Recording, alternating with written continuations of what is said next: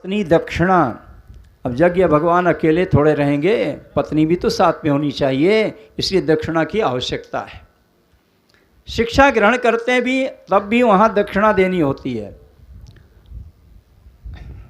रघु के समय में एक महात्मा है गुरुकुल में, वर्तंतु। प्रभु आप हमसे दक्षिणा मांगो। वर्तंत ने कहा क्या दोगे तुम दक्षिणा?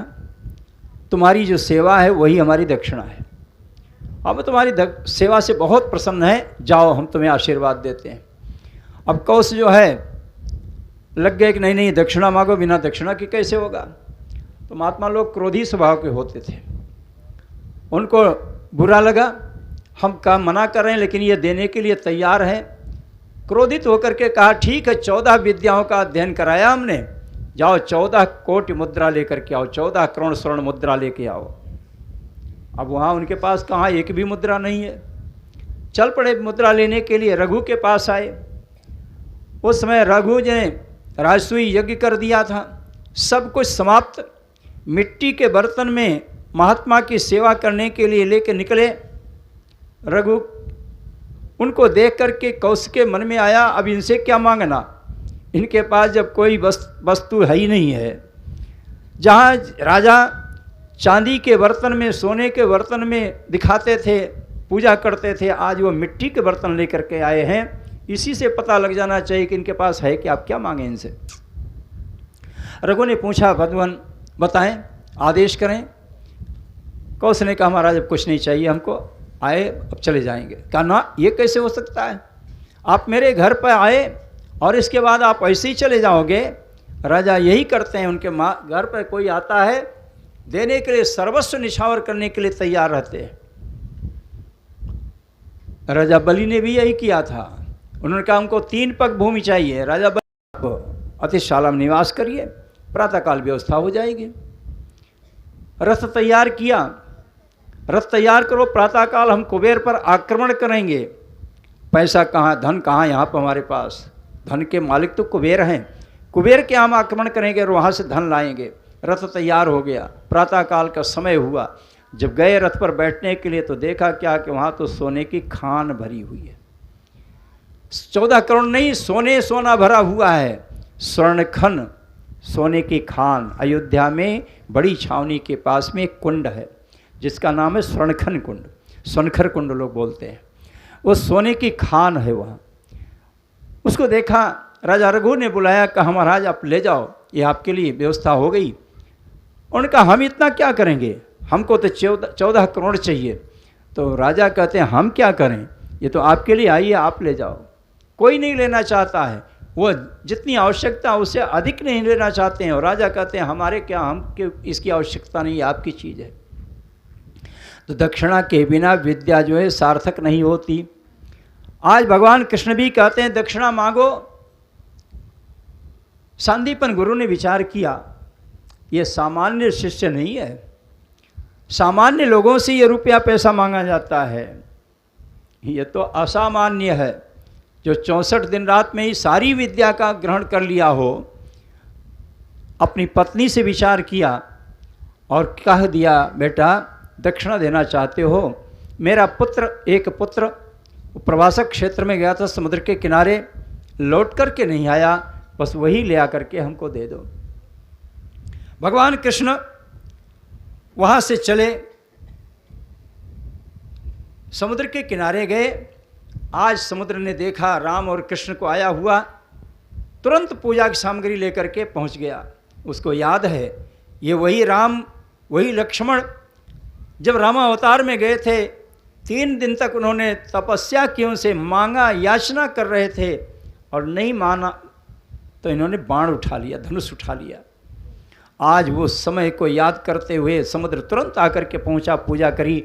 भगवान आदेश, भगवान कृष्ण ने कहा मेरे गुरु का पुत्र यहाँ पर आया था, तुम्हारी इस लहरों में कहीं खो गया है, ले आकर के हमें दे दो। समुद्र ने कहा प्रभु हमने नहीं लिया है, हमारे अंदर में एक राक्षस रहता है पंचजन नाम का, जो शंख के रूप में है, हो सकता है कि वो लिया हो। भगवान कृष्ण ने छलांग लगाई समुद्र में, वहाँ उस पंचजन से युद्ध हुआ, पंचजन को मार गिराया, लेकिन वहाँ तो बालक है नहीं। भगवान कृष्ण ने कहा हमने तो इसको व्यर्थ में ही मार दिया, अब क्या करें। उसके शरीर को जो शंख का रूप है, उसी शंख को लिया हाथ में। भगवान कृष्ण का वो शंख हो गया पांचजन्य, इसीलिए कहा जाता है पंचजन के नाते से पांचजन्य शंख हुआ। उस शंख को लेकर के भगवान कृष्ण आए और फिर सीधे पहुंच गए संजीवनी धर्मराज के पुरी में। वहाँ जाकर के आवाज़ करी, शंख को बजाया, शंखत ध्वनि सुना, धर्मराज ने दौड़ करके आए, भगवान से प्रार्थना किया, भगवान आदेश। भगवान ने कहा गुरुपुत्र मिहानीतम निज कर्म निबंधनम आनय स्व महाराज मच्छासन पुरस्कृतः। मेरे गुरु का पुत्र अपने कर्मानुसार, भगवान गलत नहीं बोलते हैं, झूठ नहीं बोलते हैं। भगवान कहते हैं कि मेरे गुरु का पुत्र अपने कर्मानुसार आपके यहाँ आया हुआ है, लेकिन मेरा आदेश है उसको ले आओ। भगवान यही करते हैं ना। बाल काल में इन्होंने जो किया खेल, उसमें यही लिखा सबसे पहले बत्सान मुंचन क्वचित असमय। असमय में भगवान काम करते हैं। जो यहाँ से चला जाता है वो फिर कभी आता नहीं है लेकिन भगवान जिसको चाहते हैं, जैसा चाहते हैं उस तरह से कर लेते हैं। जमपुरी जाने के बाद भी लौटे तो भगवान कृष्ण ही लौटा सकते हैं। असमय में तो समय में तो सारा काम होता है, समय पे तो सभी काम करते हैं, असमय में भगवान ही काम करने वाले हैं। कहा हमारे गुरु के पुत्र को ले आओ। धर्मराज उस बालक को ले आए, ले आकर के दिया कृष्ण को, कृष्ण ले करके गुरु जी को समर्पित किया। गुरु जी ले करके, गुरु जी प्राप्त करके आशीर्वाद दिए, जो भी शिक्षा ग्रहण किए हो तुम्हारे आजीवन जीवन पर्यंत तुम्हारे पास में रहे, ऐसी उनको आशा आशीर्वाद दे करके उनको विदा किया। शिक्षा ग्रहण करने का मतलब क्या है? गुरु जी कुछ पढ़ाते नहीं हैं, ये तो केवल आपके हृदय में बैठी हुई विद्या को, शिक्षा को, उसको जागृत करते हैं। एक किस्सा सुना करके हम कथा को विराम करेंगे। एक भेड़िया, वो गणेरिया है, गणेरिया के पास में 1000 भेड़े हैं। रोज़ ले जाता है चराने के लिए जंगल में चराता है। सायंकाल ले आकर के बाड़ में बंद कर देता है, गिनती गिन करके बंद करता है। अब एक दिन गिनती किया तो उसमें एक भेड़ बढ़ गई। गणेरिया ने कहा कि घट जाए तो स्वाभाविक है, जंगल में गए, कोई जीव खा लिया इसको, ये तो हो सकता है, बढ़ कैसे गई?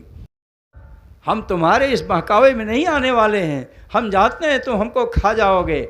सिंह ने कहा नहीं नहीं, तुम तो हमारे ही बच्चे हो, तुम क्यों भाग रहे हो? क्या प्रमाण है? कहा चलो मैं दिखाता हूँ। पानी के पास ले गया सिंह, कहा देखो तुम अपनी आकृति को देखो और मेरी आकृति को देखो, कोई अंतर है? कहा अंतर तो नहीं है, लेकिन तुम तो दहाड़ते हो, इतनी जोर से दहाड़ मारते हो, डर लग जाता है, भाग जाते हैं सब लोग। सिंह ने कहा तुम भी दहाड़ लगा सकते हो, प्रयास करो, मेरी तरह से प्रयास करो। सिखाया। सिंह का बच्चा भी दहाड़ना शुरू किया, और जब दहाड़ना शुरू किया तो दौड़ा उस गणेरिये की तरफ। कहा कहाँ जा रहे हो? सिंह ने कहा कहाँ जा रहे हो? कहा उस गणेरिये को मजा चखाने जा रहा हूँ, इतने दिनों तक जो हमको भेड़ बनाए रखा। सिंह ने कहा इसमें उसका दोष क्या है? इसमें दोष तो तुम्हारा है, तुम अपने को नहीं पहचान सके, भेड़ बन गए इतने दिनों से, इसमें उसका दोष नहीं है, इसलिए तुम अपने को पहचानो। शिक्षा दे दिया।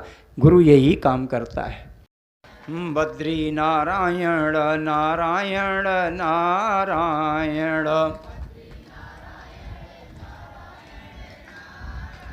केशव नारायण नारायण नारायण,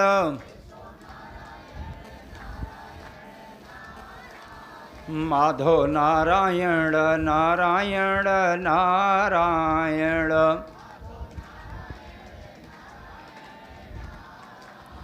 गोविंद नारायण नारायण नारायण,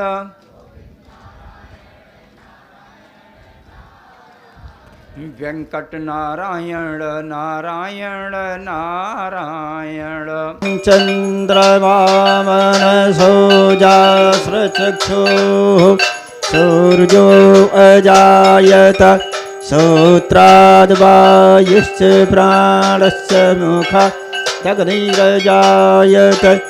इदगुं हविः प्रजननां मे अस्तु दशवीरगुं सर्वगणगुं सुष्टये आत्मसनि प्रजासनि पशुसनि लोकसन्यभयसनि